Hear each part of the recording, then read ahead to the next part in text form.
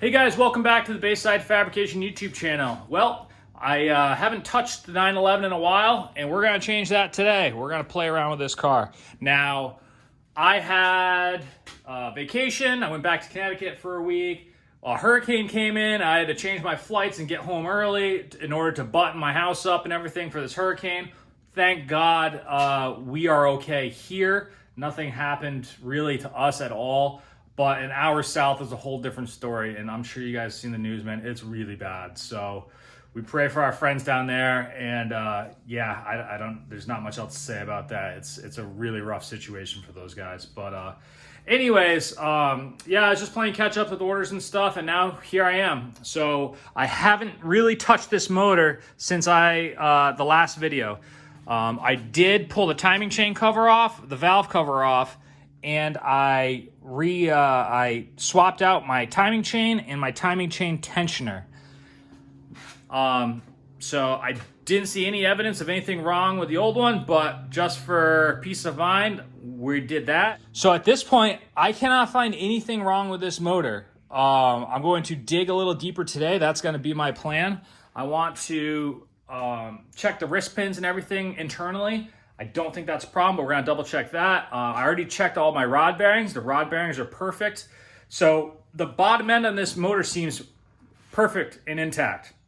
Now the noise was coming from right in my timing chain tensioner area. So I'm hoping maybe the timing chain, I did not on the last one, give it an extra click to give it a little more tightening. So maybe it was just the chain slapping around or something like that. I'm really hoping that was it, or something stupid like that. So yeah, we're just gonna try to find any kind of evidence today of what went wrong. And yeah, in the meantime, I did have the option to bring this motor back. The guy said he would be able to give me half a credit for it, which means the motor is $900. He was willing to give me $450 towards a new motor. So I did think about doing that. However, for $400, a whole day I have to take off to go to Orlando. I'm not sure it's worth doing it at this point because it's not the bottom end. So if it's not the bottom end, it's something stupid, and I think we can figure this out. So let's figure this out. Let's try to find some concrete evidence as to what happened, and we'll take it from there today. How's that sound? Let's explore. All right, guys, just showing you that we have no spark plugs in the motor and no accessory belts hooked up. So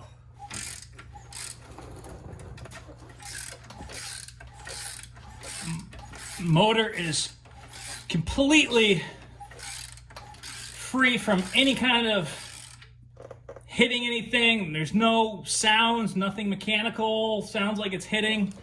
So we know that it's in time. Everything looks good. Now I'm gonna do the same thing after I put clean and put the oil pan back on. Make sure there's nothing contacting anything in the oil pan, because I did add this baffle. So we're just gonna make sure that nothing, there's no evidence of anything hitting anything, but we're gonna go through all the steps to make sure everything is cool. We're gonna spin it over again. Then I'm gonna pop the valve cover back on, and we're gonna spin it over again. And yeah. I guess we're just gonna have to cross our fingers and hope it was the timing chain tensioner didn't have enough timing on it, or tension on it rather, and our timing chain was just slapping around. So I'm really hoping that's what it was. We didn't jump any teeth or anything like that. It was still perfectly in time. I'm also gonna start it without the VTC solenoid plugged in. Maybe it was something in the tune where it was trying to engage the VTC all the way. Not sure. So we're going to, yeah, and I confirm the VTC is locked, so that's good. But yeah, guys, we're just going to kind of throw it back together and cross our fingers on this one. And if it makes a noise, this whole thing's coming out. And yeah, I'll contemplate not jumping off a bridge. But yeah, no, if this still makes a noise or anything crazy is going on after we put it back together, I'm just pulling this whole thing out and we're just going to freaking send it with the built motor. I'm gonna build, I have a head that I got from the machine shop, all fresh, ready to go, skimmed, and we're just gonna build a freaking motor with all brand new parts and call it a freaking day. So is what it is, but yeah, that's where we're at, guys. All right, guys, got it back together. So for now, we're gonna leave the VTC solenoid disconnected. We have no plugs in it, and we're just gonna prime the oil. Now, we're priming it with no plugs in it. There's no compression on the motor.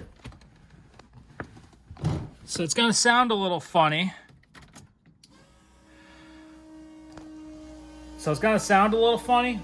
But that's okay. We're just gonna build oil pressure and then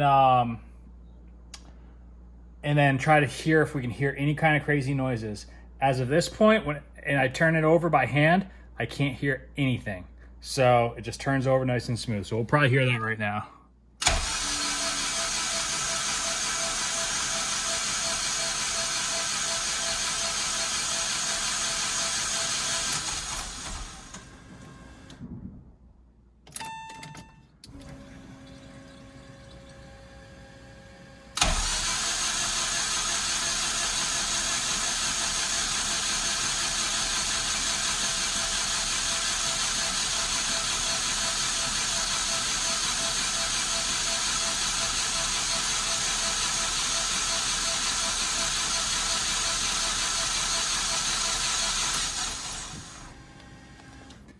"20 pounds of oil pressure."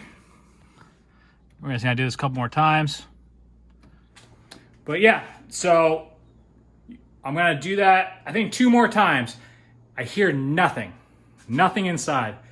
I'm really, really hoping, and I think it might have been something in the tune that was causing the VTC gear to just rattle back and forth. So we're gonna put the plugs in. We're gonna try to fire it up. Here we go, guys. A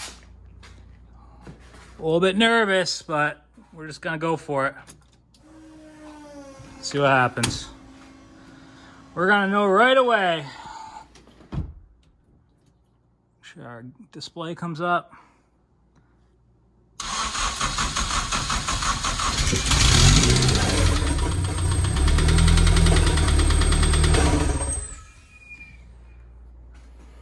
Still doing it. So it's not a VTC issue.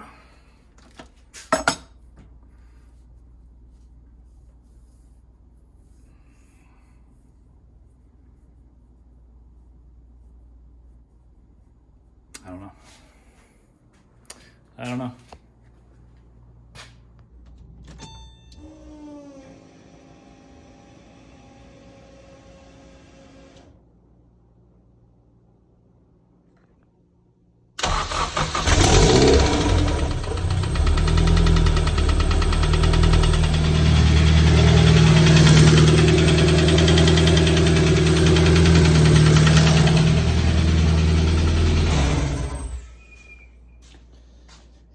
It sounds like it's coming from right behind the timing cover. All right, so it's obviously not fixing itself. And yeah, so what I'm gonna do is just, I guess there's nothing left to do than pull this motor out, figure out what's going on. I cannot find any evidence of any problems, but obviously there's something wrong and we just gotta find it. So right now the motor's coming out, and all I guess I can say to you guys, and I've seen a bunch of comments in previous posts, all the BS comments, oh, you should have left the stock Porsche motor, just pull it out and do an LS swap at this point. None of those are helpful, guys. And that's a defeatist attitude. I mean, you know, I'm not just gonna crawl under a rock because I'm experiencing some problems. You guys might do that in your lives, but that's certainly not what I do. I face my problems and I deal with them. I'm not just gonna give up on something because I've had a couple of runs with bad luck. So yeah, I guess that's all I gotta say about that. Those comments aren't helpful, but if that's how you want to live your life and just give up and quit when things get hard, I guess that's the way you live your life. But not this guy. We're gonna kick this thing's ass and come up with a game plan moving forward. Speaking of which, at this point I want to get this motor out and see if I can find what's wrong with it. And then yeah, I mean, if this motor's back out, I'm legit almost at the point of just throwing in this built block and calling it a day. you know, gambling with all these used motors and stuff is just obviously not working out for me. So maybe I'll just do that and just cross my fingers and hope everything's cool and go from there. All right, guys, so we're in the car here, and I was just doing one last thing before the motor comes out, a quick compression test. Now, I just found something interesting. Check it out. Now, the motor's not connected, so it's gonna move around a bunch, but we got no plugs in it.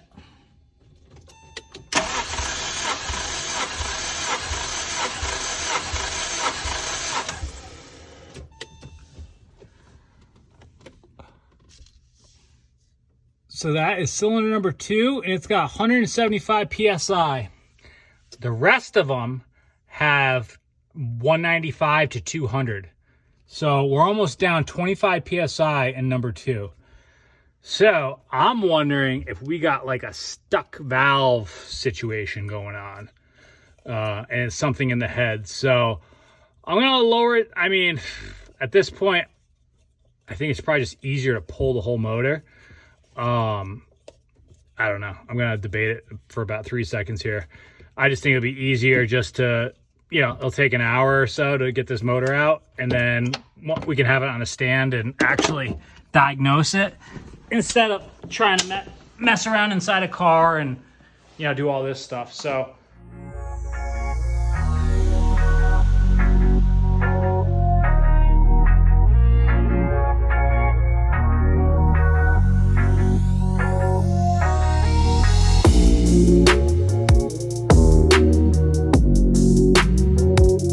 So at this point, I'm actually just going to pull the valve cover, probably pull the turbo off in the intake, see if I can inspect inside the cylinders, see if there's a stuck valve or something going on in there before I pull it all apart. Maybe it's something obvious and easy, maybe it's totally screwed.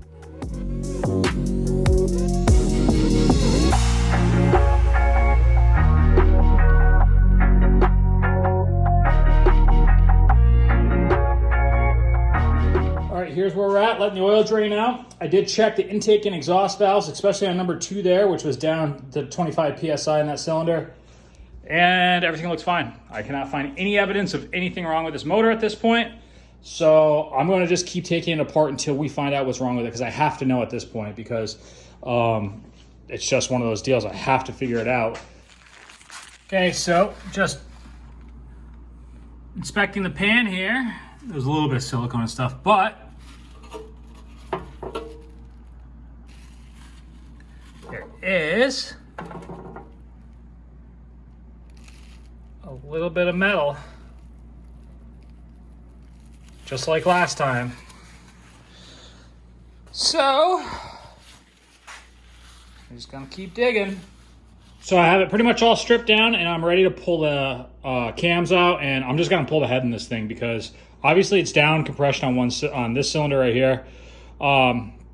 So there's something going on. We got to find it, and that's what we're doing now. So everything ready, and we're just gonna throw it on this cardboard here. I'm gonna take it off all in order and just, you know, place it in its proper order, and so we don't lose track of anything. But we're gonna find out what this is, hell or high water.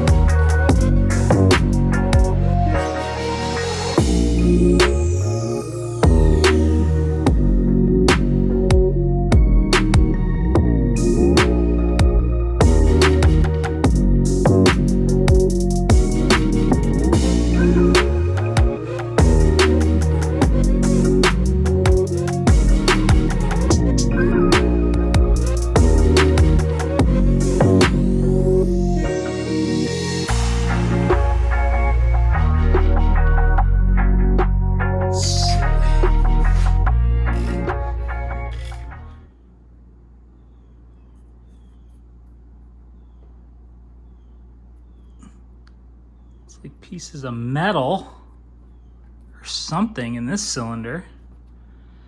This was the one in question. Let's see what this head looks like.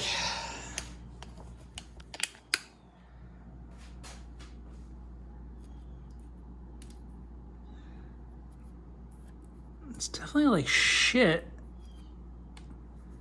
in that cylinder, this was the one that was low on compression though.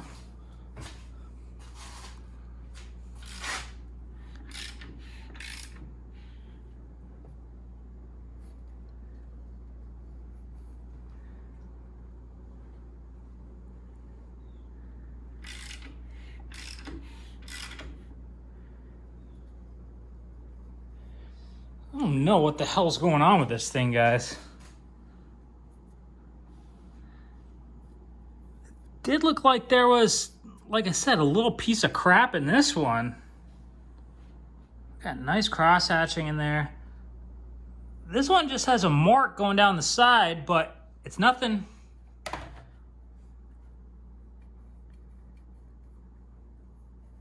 It's nothing I can grab with my fingernail.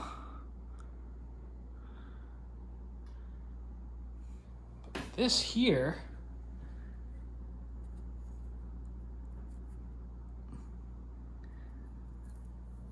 it's almost like a piece of aluminum or something. It just kind of disintegrated though. Or I don't know. Let's check out the bottom end, I suppose.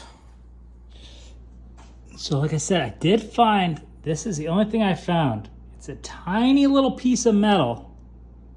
I don't know how it got in there, if it got in a port somehow, or it's just a tiny little chunk, but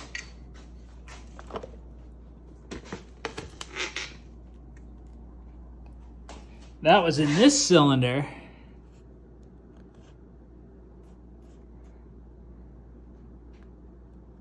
I guess it did take a little ping out of it right there. That doesn't even make any sense. How could metal get in my oil pan if it's in the cylinder, right?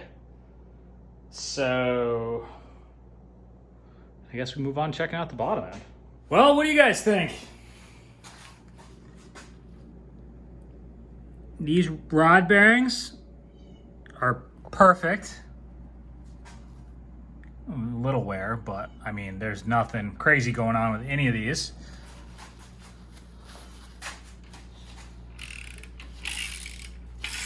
Crank spins over as free as can be. I guess the next step is to check the mains, which I highly doubt, because there's zero resistance. So I guess that's what we do. Well, let's check the mains. Then I'm totally out of ideas, guys.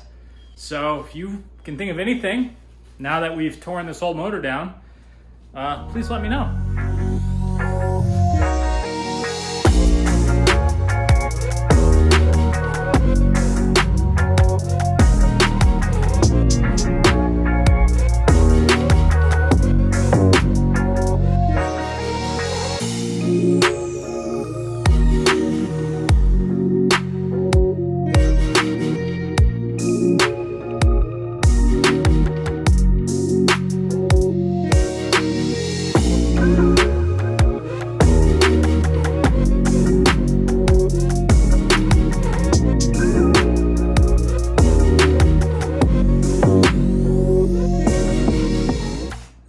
Let's check out the mains here.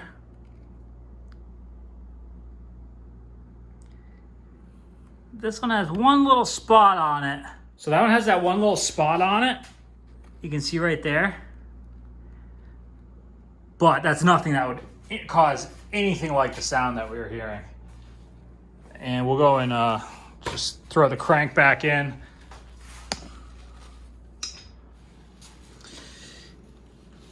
I'll show you here.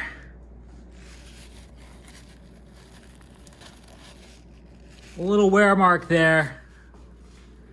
And this one has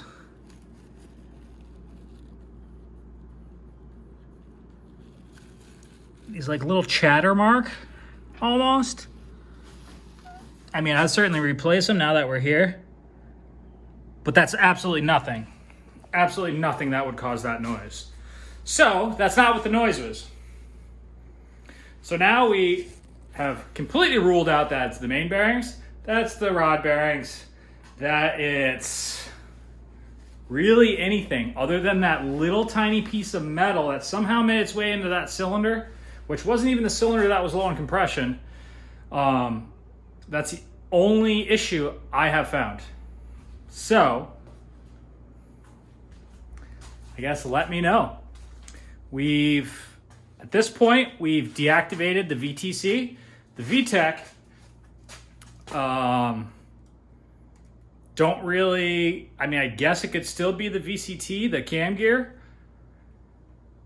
even though it's deactivated, but I'm not sure if that would even present itself. If it's deactivated, it's just going to be in the locked position, so it's not going to be, you know, articulating back and forth. So I guess at this point, let me know what you guys think. I mean, I'm not going to reuse this motor. You know, I'm not just going to put this back together as it is. I mean, having it all apart like this, we might as well just throw piston and rods in it, you know, bore it out, throw a new set of bearings in, and just make this a built motor.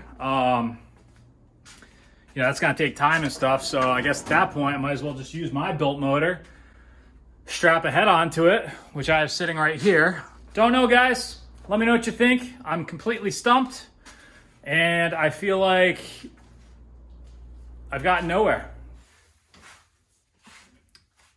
Just working on the video, and I just want to do a recap with you guys as to what it is and what it isn't that we know of. And I'm hoping one of you has a suggestion that might unlock the key to what's happening here, because I am beyond not understanding what's going on right now. So we know it's not the main bearings.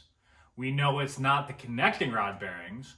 It's not the wrist pins or piston slap or anything like that. The wrist pin connecting rod is all super tight on all of them.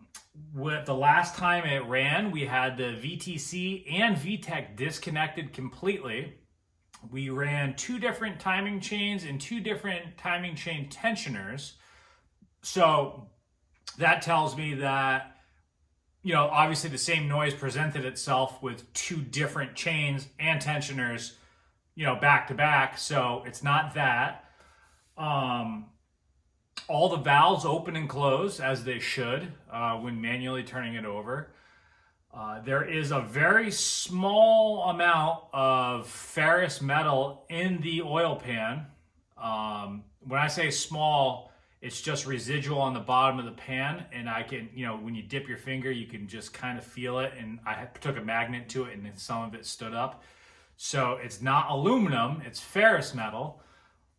I can't find any signs or evidence of any contact between timing chains and oil pans and valve covers and all this stuff. I mean, keep in mind, everything except the oil pan baffle is identical to the last motor, which ran great until, you know, it had 28 pounds of boost on a stock bottom end go through it. So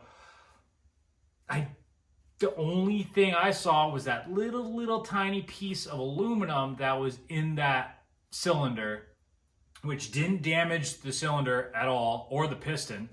And I think it was because the intake manifold did have like some metal parts and stuff in it from when the last one exploded dramatically. So it could have just been a tiny little piece that got sucked up somewhere. I don't think that would make that much of a racket. I mean, this is very, very loud. It is not just like a little rattle. I mean, it is a knock.